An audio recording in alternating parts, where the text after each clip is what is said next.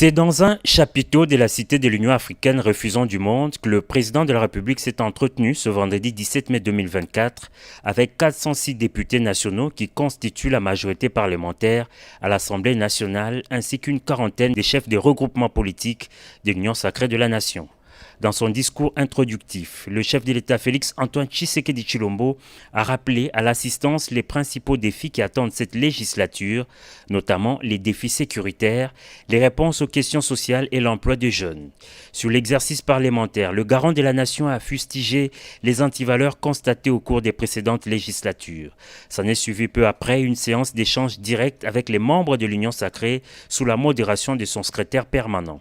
Les intervenants ont pour la plupart plaidé en faveur de l'équilibre géopolitique et de la représentativité de la femme dans les tickets présentés par le Présidium sur l'élection de membres du bureau définitif de l'Assemblée nationale. Une plaidoirie acceptée par la haute autorité de l'Union sacrée qui a recommandé que cette liste soit revue et corrigée. Je demande deux choses dans ce que j'ai vu qui a été présenté par le Présidium. Je n'ai pas été satisfait, d'abord, par rapport à la représentation des femmes, il n'y en avait qu'une, et deux, aussi par la non-représentation de quelqu'un qui pouvait symboliser la grande province orientale.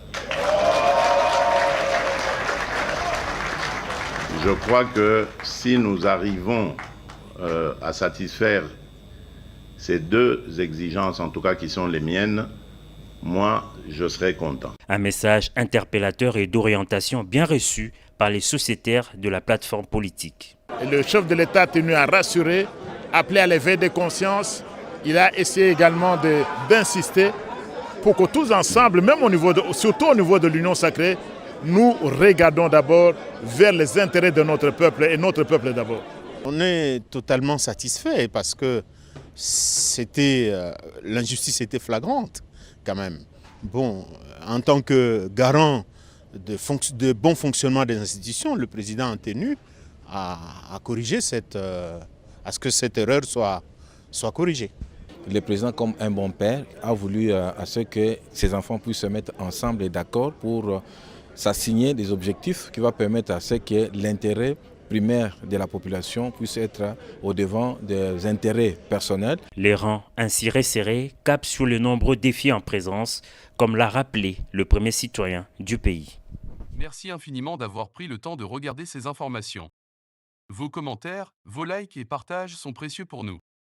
Et surtout, n'oubliez pas de vous abonner pour ne rien manquer.